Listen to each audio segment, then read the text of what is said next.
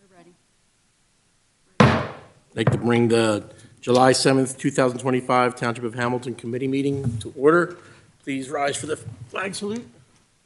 Pledge allegiance to the flag of the United States of America and to the republic for which it stands, one nation, under God, indivisible, with liberty and justice for all. Adequate notice of this meeting has been provided pursuant to the New Jersey Open Public Meetings Law by posting a notice of this meeting on the bulletin board in the municipal building and by transmitting notice of this meeting to the Press of Atlantic City, the Star Ledger, and the Atlantic County Record on January the 8th, 2025. Mr. Cheek? Dr. Nelson? Here. Deputy Mayor Patali? Here. Dr. Witherspoon? Here. Mayor Schenker? We have a moment of silence for private reflection.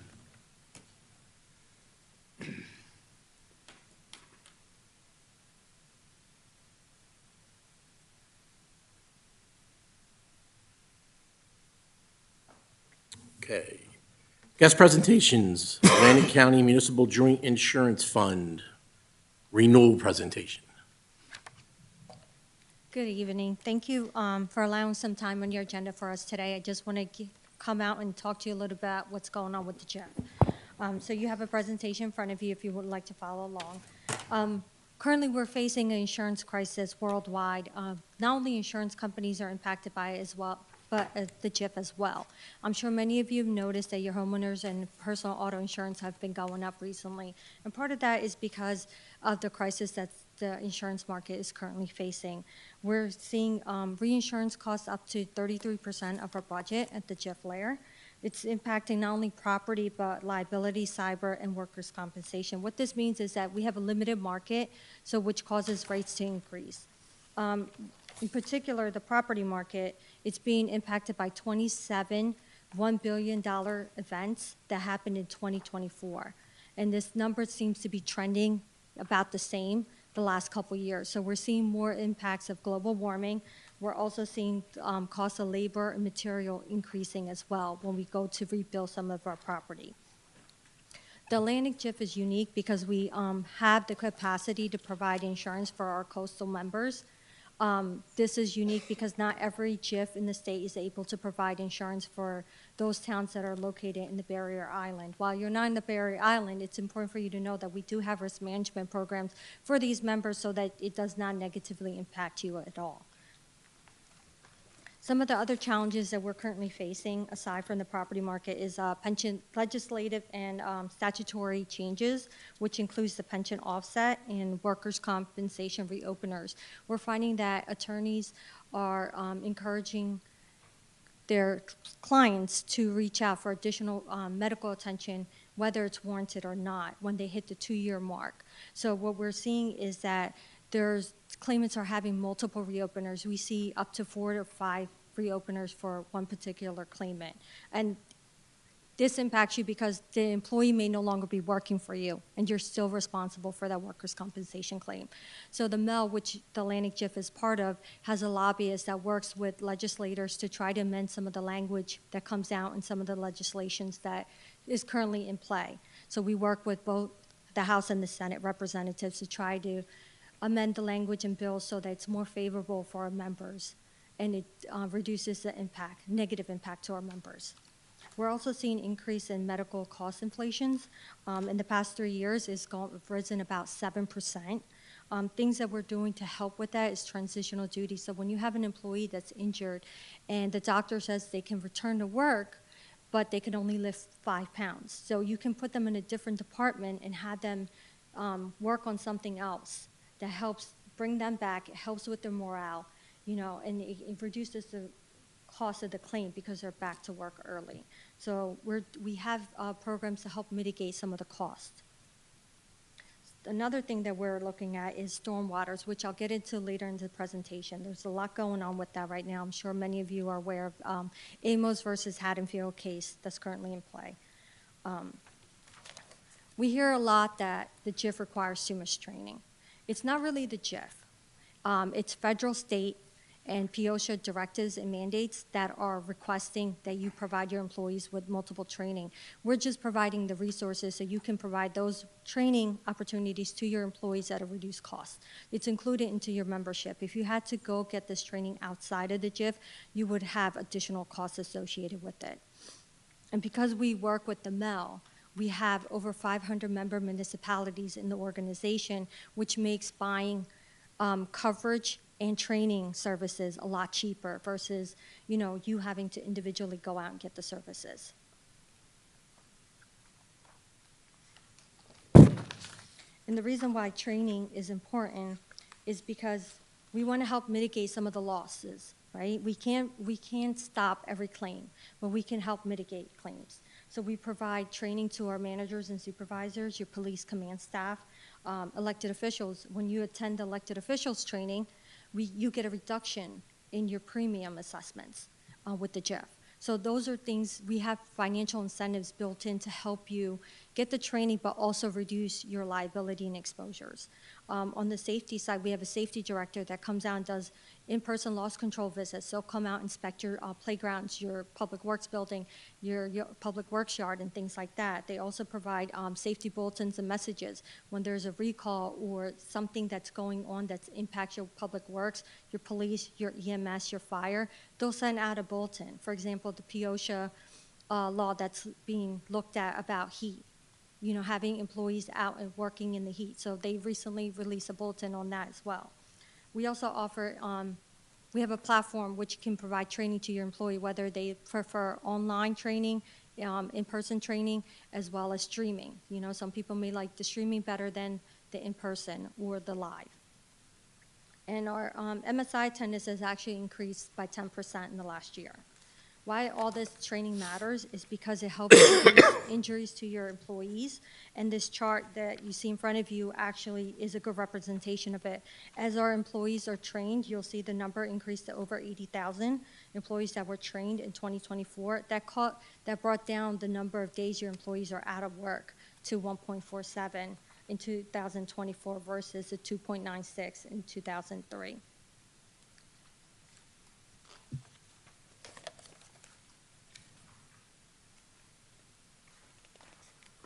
We also provide model policies for your personnel handbooks. Every 2 years, these policies are updated to conform with any changes in the law. And we give you a red line version so you can make the changes quickly on your end and readopt them so that you're in compliance with any changes in the law. We also have an EPL helpline. This is live attorneys, real-time attorneys that give you advice. If you have a personnel issue, pick up the phone, call the helpline. They'll give you guidance. You can avoid a claim. I'll get a little bit more into the stormwater and cyber in a minute, but one of the things that's unique about the Atlantic JIF is that it is member-driven. All the members participate in subcommittee level meetings, and they make the decisions, they make the policies, and then it is brought to the board for approval. It is completely member-driven. Not all JIFs are the same. There are many JIFs in the state where members have no involvement, they have no idea where the taxpayer dollars are going. There's a lot of transparency in our JIF, and we also involved all the members. The members make the decisions in our JIFs. So, being a member of the Atlantic JIF, you're also a member of the EJIF. That gives you third-party liability coverage for environmental risk. It gives you on-site cleanup costs. You also get public officials pollution liability and storage tank system policies, like coverage for that. So if you weren't part of the Atlantic JIF, this is the coverage you would have to place outside in the insurance market, which can have significant costs associated with it. In recognition of the Amos versus Haddonfield case, where the jury awarded the four to five homeowners $21.5 million due to damage to their homes from the stormwaters, that is currently under appeal, but in recognition of that, we've seen about 55 other claims in the MEL system for the same thing. And so what the MEL did was they contracted with attorneys and engineer firm to provide up to 3 hours of free service to our members so they can get guidance on stormwater, your ordinance, and things like that, and the engineer firm as well. So you have a total of 6 hours that's available to you between the two firms. Cyber. I'm sure many of you have seen more and more cyber attacks, especially with the current climate. We're seeing it happen more and more. One of the unique things about the Atlantic JIF is that they combined with the Burlington County JIF and the Trico County JIF, which is the Gloucester, Salem, Cumberland counties. Combined, the three JIFs went out and did an RFP process for internal and external penetration testing. This service finds loopholes. So it's simulated attacks to your network and to see if there's any loopholes where a bad actor can access your network, either internally or externally. This is unique because we're the three JIFs that in the state that provide this service. This is all included with your membership. You also have access to a technology risk service director. He is available to help you get in compliance with any of the cyber initiatives that are undertaken by the JIF. In order to manage some of the workers' compensation claims, transitional duty days that were used by the Atlantic JIF members is about 83%, and that saved the JIF just under $1 million by bringing back employees back to work once they were released by the doctor. We also have a specialized medical provider network that we use, and we saw savings of 70% as well. Some of the things that we do to manage some of the liability claims is that we have a specialized defense panel, which are local attorneys. They're familiar with the local court venues. They defend public entities, and they know how to use Title 59 defenses. We also have a TULA program, which allows your residents to use municipally owned property, provides insurance for them and you at a very inexpensive rate. We have certificate of insurance guidelines and model indemnification policies that are available to you. So when you're engaging in contracts with third parties, you can use these documents to help make sure the township is protected. We provide you limits of insurance that you should be using in your contracts and your agreements so that the township is protected at all times. We understand that sometimes you feel the need to explore alternative options outside of the Atlantic JIF, and which is perfectly fine. I think it's important that you look at their financials. It's important to know that if they have supplemental assessments, there are lots of JIFs in the state that are not financially stable. You want to make sure that if they're discounting reserve, at what percentage. You want to know what the recoverables are. Just like the municipal budget, a JIF budget can only have recoverables for 1 year. So if you're seeing that a JIF has the same figures year over year, that's something you want to look at. You also want to look at what is the cost of administrating that JIF. Sometimes the administrative fees are high. And I will tell you, our JIF operates just about 2% of the budget. You also want to look at how much money is coming back to the members. And why that's important is if you turn to the next page, it's a breakdown of our JIF. You'll see that we have over $13 million in surplus. We have over $48 million in cash. We've returned $55.7 million back to our members. And last year alone, we've returned $2 million. Hamilton Township has received $2.3 million since you became part of the dividend stream. So what can you do to control the cost? Support your employees in engaging in JIF programs because the JIF programs help reduce risk and save taxpayer dollars. There's risks associated with cheaper insurance. I know it's available, but you should also look, like I said, the financial stability of the JIF. You should look at the coverages that are being offered to make sure you're not putting the township at a disadvantage when it comes to coverage. Another thing that we've created to keep elected officials in the loop is a quarterly newsletter. This newsletter is distributed to the fund commissioner and the clerk, and we're asked them to share it with you. It gives you a brief update every quarter of what's going on with the JIF so that you can keep in touch and see what we're doing, where your money's being spent. And then finally, at the end, you'll see a report card. It just gives you a breakdown of where you stand amongst your peers. And then finally, I hope that you will look favorably towards renewing your membership with Atlantic JIF. If there are any questions, I'll be happy to take them. Any questions? Thank you. Thank you very much. Have a good night.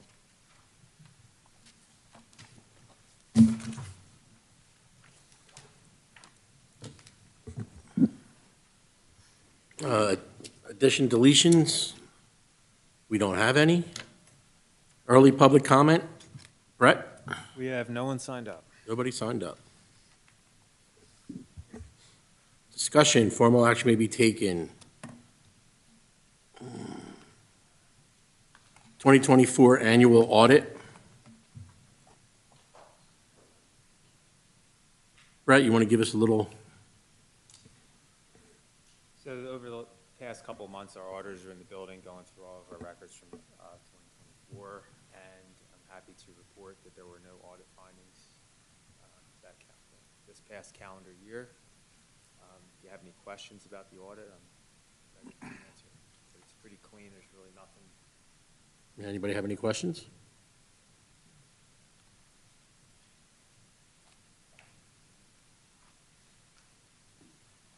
All right, do I have a motion for resolution certifying?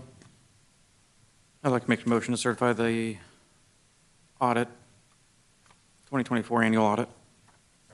Motion, we have a second? Second.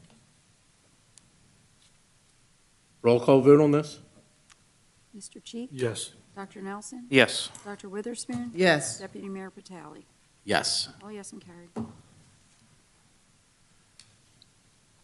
We have discussion presentation, bond ordinance, appropriating $2 million and authorizing the issuance of $1,904,761 in bonds or notes. Brett?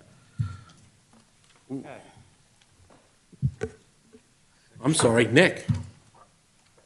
You think you're stroking out? So back when we introduced our budget, we discussed putting enough money aside to allow for a $2 million capital ordinance this year. So we took 5%, so that's roughly $100,000 for a $2 million capital ordinance. The ordinance is going to include roadway and drainage improvements, improvements to municipal infrastructure and complexes, recreational planning, expansion, public works equipment, and emergency services equipment. This year, we're planning on paving roads, and we want to spend roughly $1.3 million in road paving and drainage improvements. Not all of the projects are funded by the capital ordinance. We do have NJDOT grant for Babcock Road for $206,000, Safe Streets grant for Dennis Foreman Drive sidewalks and pedestrian upgrades at $133,000. So this year, we're going to use roughly $339,000 in grant funds to offset the budget. We are going to purchase and outfit 3 police interceptor SUVs this year. That includes the car itself, upgrading with the computers, the lights, and all the outfit for the cars. We are going to replace the police body-worn cameras this year. They are at the end of their useful life. This is state mandated that they be replaced. Originally, we were going to purchase half this year and half next year, but looking at goods and services and the increase, I think it would be in the town's best interest to just go ahead and buy them all this year to avoid a increase next year. Improvements to municipal complexes. We're going to add a lean-to the Public Works pole barn over on Atlantic Avenue. And we are also going to upgrade some of our playground equipment in town. We applied for a CDBG grant for the Cove for an ADA playground. In the event that we do not get that money for some reason, we'll have money in the budget to upgrade the Cove playground with new equipment. We're going to purchase 2 roadside tractors for Public Works. They're going to replace 2005 and 2006 tractors that they currently have. These tractors are used to maintain and mow the township right-of-ways. We're going to purchase 1 Public Works vehicle with a snowplow attachment. It's going to replace a vehicle that's going out of service. Timeline. We're going to introduce the capital budget tonight. The public hearing for the budget will be July 21st. If there's no amendments after the public hearing, we will adopt July 21st. And on or about August 10th, which is about 20 days after adoption, is when we can start ordering and spending the money. Very good. Questions? Questions?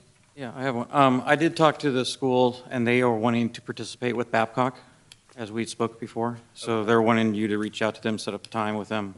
Okay. And I so can- We do have up until 2026 to award that. Okay. So that does give us some time, and it does allow for them to adjust it next year's budget. Okay, yeah, so they just asked that you set up some time with them. If you need me to, I can help facilitate that. Okay, sounds good. Thanks. Any other questions?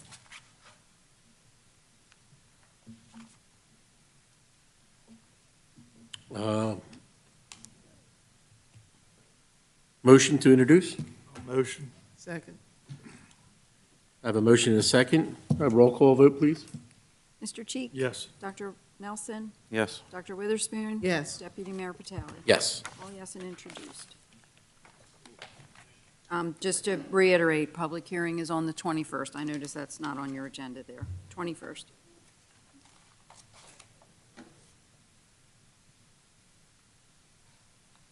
Okay, we have no public hearings or adoption of ordinances. 5, introduction of ordinances. Ordinance amending Attachment A, Article 2, Chapter 66, Code of the Township of Hamilton, providing for the maintenance of employee positions and titles. Brett, you want to give us a little,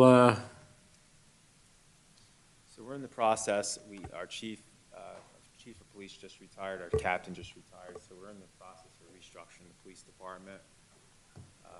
Chief Berga is asked to realign his command staff, remove the captain position, and add a 4th lieutenant position to the salary ordinance.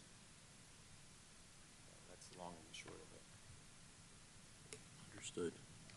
This move saves the town roughly $18,000 in employee savings, salaries. Just have a question.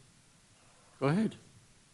Will there ever be any chance for advancement if we change the ordinance? Like if someone took the captain's test, and will we have to amend this back to that? Yes. We've amended it over the years based on the circumstances of the police department. We've had a captain position, we've had a deputy chief position. There were times when we had 4 lieutenants, we're down to 3 right now. So Right. it's just based on circumstances and staffing levels and things like that. Yeah, I'm not against it. I just wanted to know for upper mobility, at some point, somebody might want to take a captain's test. Right. But the way, once we pass this, they won't, Right now, no one's eligible to be captain, and there's a need to have that 4th commander in place, Okay. and we can't do that without the all right, thank you. Motion to introduce this ordinance? So moved. Second. A motion and a second. All those in favor? Aye. Aye. I get that one wrong. Need a roll call. Okay. Mr. Cheek? Yes. Dr. Nelson? Abstain.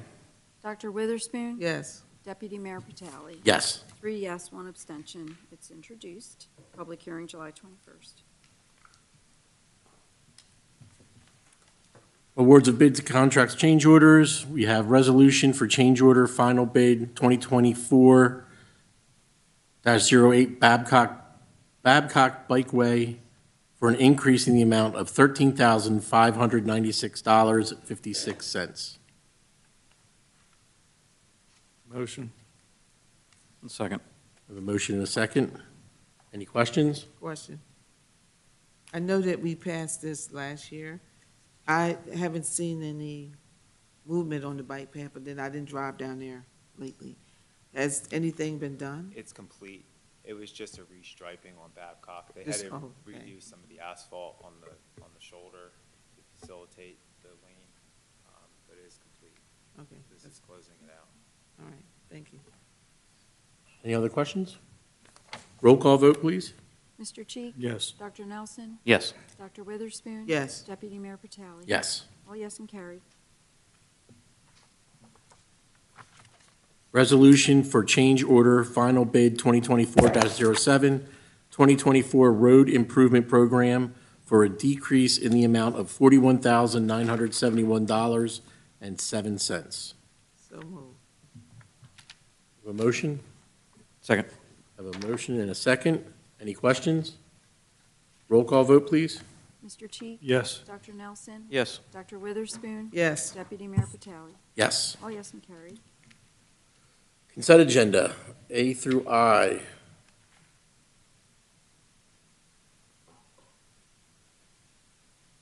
I'd like to make a motion to approve items 7A through 7I.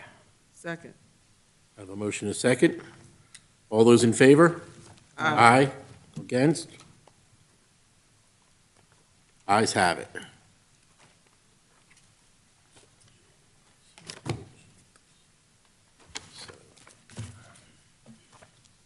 Personnel. Resolution to appoint D'Angelo Cruz as a full-time truck driver laborer at $41,600 base salary annually per Teamsters Local 331 agreement, employment contingent upon successful completion of physical, drug screen, and background check. So moved. Second. Motion is second. Roll call vote, please. Mr. Cheek? Yes. Dr. Nelson? Yes. Dr. Witherspoon? Yes. Deputy Mayor Patali? Yes. All yes and carried. Resolution to appoint Joshua Pierce as a full-time truck driver laborer at $41,600 base salary annually per Teamsters Local 331 agreement, employment contingent upon successful completion of physical drug screen, background check, starting date effective July 10th, 2025. So moved. Second. The motion is second. Roll call vote, please. I missed the second. Who was the second? That was me. Thank you. Mr. Cheek? Yes. Dr. Nelson? Yes. Dr. Witherspoon? Yes. Deputy Mayor Patali? Yes. All yes and carried. 8C, appoint Christopher Ayer to the full-time, non-union position of MIS Specialist effective July 7th, 2025, at a salary of $78,481 annually. So moved. Second. Have a motion and a second. Roll call vote, please. Mr. Cheek? Yes. Dr. Nelson? Yes. Dr. Witherspoon? Yes. Deputy Mayor Patali? Yes. All yes and carried.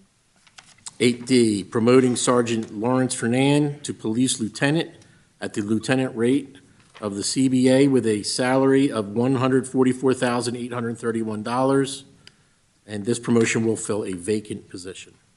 So moved. Second.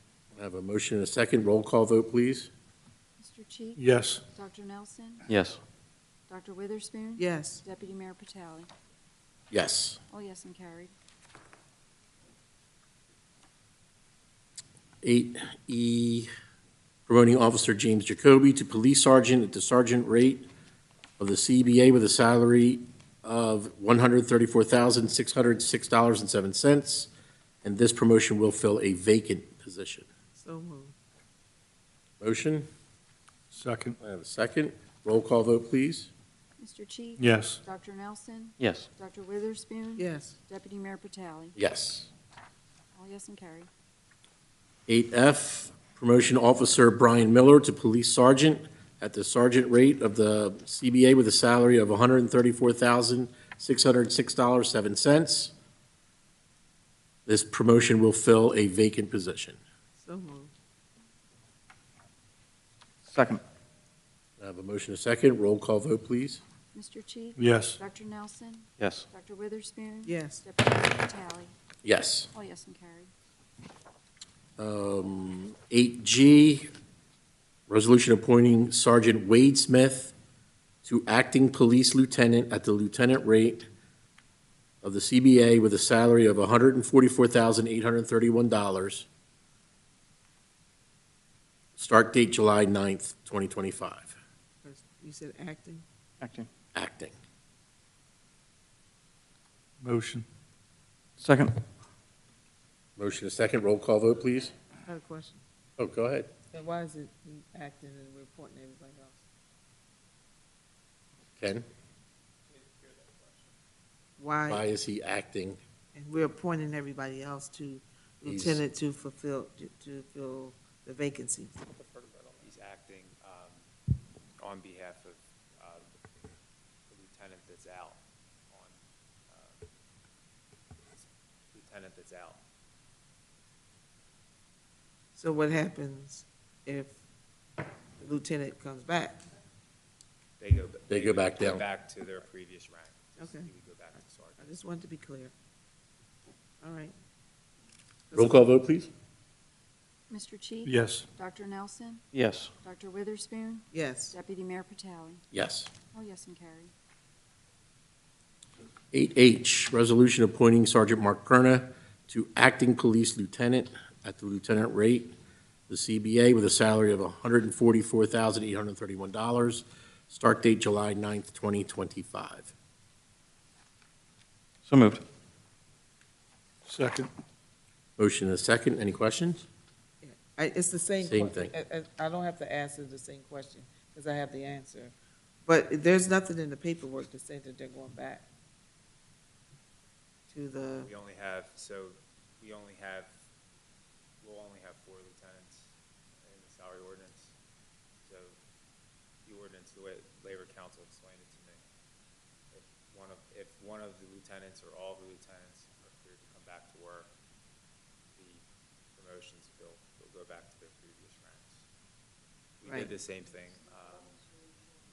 We did the same thing 2 years ago when we promoted Larry Fernan and Jim Jacoby to acting sergeant, acting lieutenant. only reason why I asked that question, you know, I used to work for Lang City Police Department as a civilian. And what they taught me, if it's not in black and white, it didn't happen. So that's why I wanted to make sure. Because we would either have to increase it, or, you know, do we take money back from those that are acting, or do they keep the money? No, they would go back. They would Okay, I just wanted to make sure. Thank you. Roll call vote, please. Mr. Cheek? Yes. Dr. Nelson? Yes. Dr. Witherspoon? Yes. Deputy Mayor Patali? Yes. All yes and carried. Resolution appointing Officer Nicole Odell to acting police sergeant at the sergeant rate of the CBA with a salary of $134,606.07. Start date July 9th, 2025. So moved. Second. I have a motion and a second. Any questions? Roll call vote, please. Mr. Cheek? Yes. Dr. Nelson? Yes. Dr. Witherspoon? Yes. Deputy Mayor Patali? Yes. All yes and carried.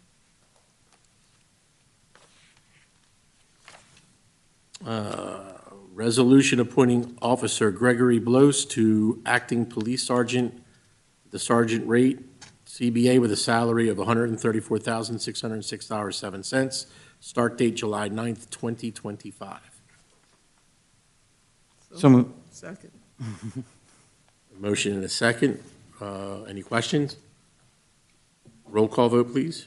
Mr. Cheek? Yes. Dr. Nelson? Yes. Dr. Witherspoon? Yes. Deputy Mayor Patali? Yes. All yes and carried. Resolution appointing Michael Boyle as a full-time police officer at Academy Step, the CBA, with a salary of $55,867. Start date to be determined, contingent upon successful completion of a background investigation. So moved.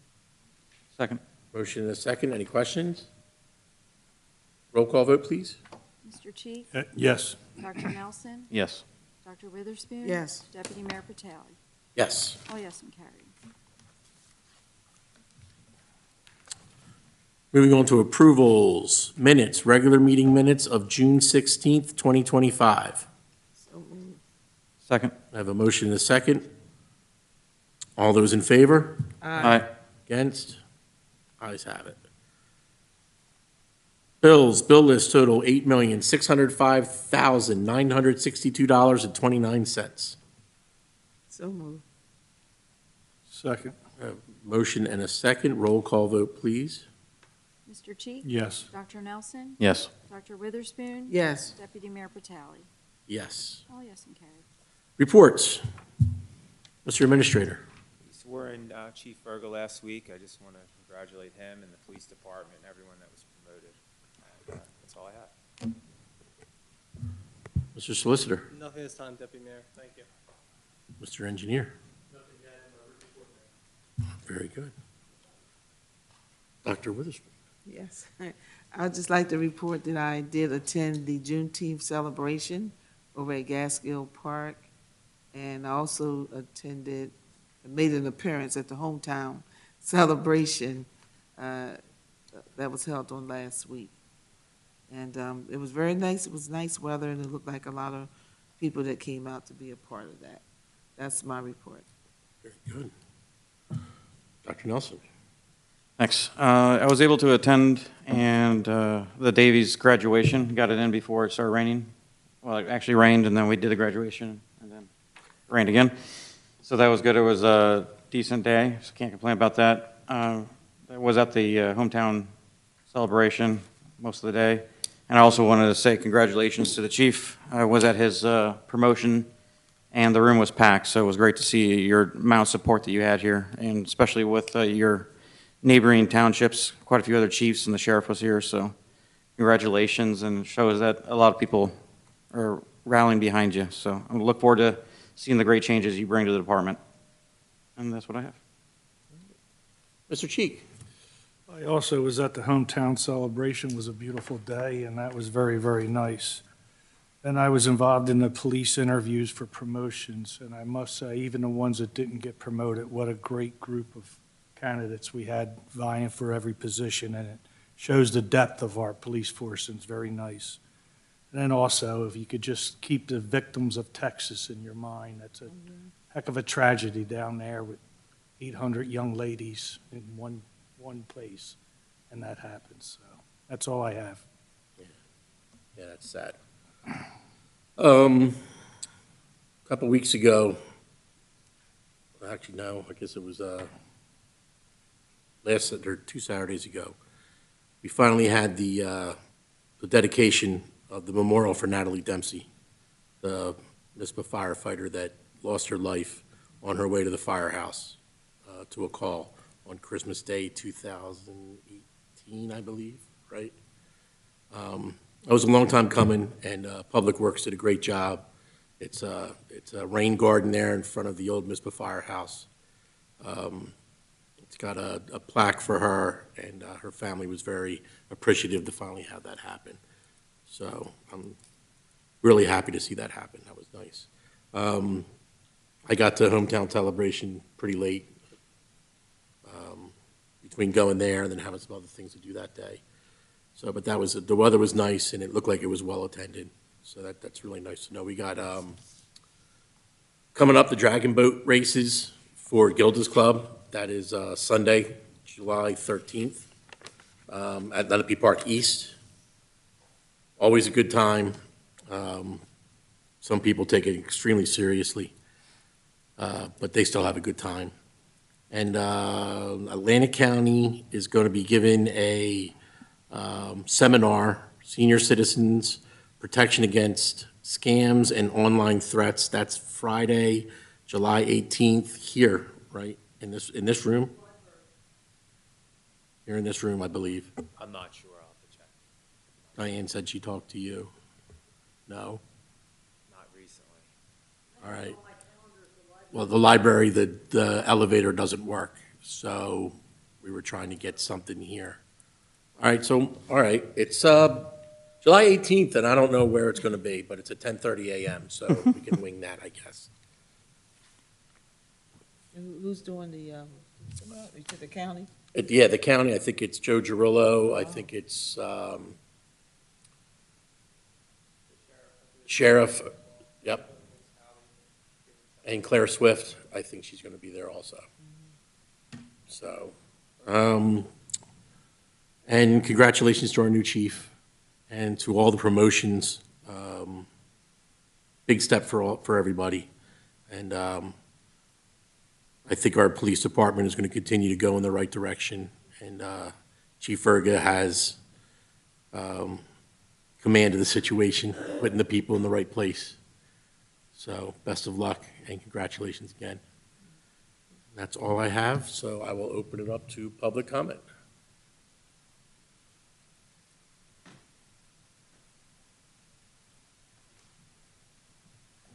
Hi, my name is Tracy Thompson. I live 55 Middle Circle, Mays Landing.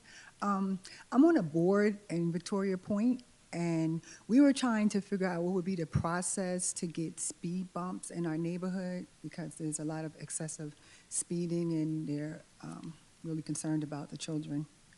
So I don't know the process to.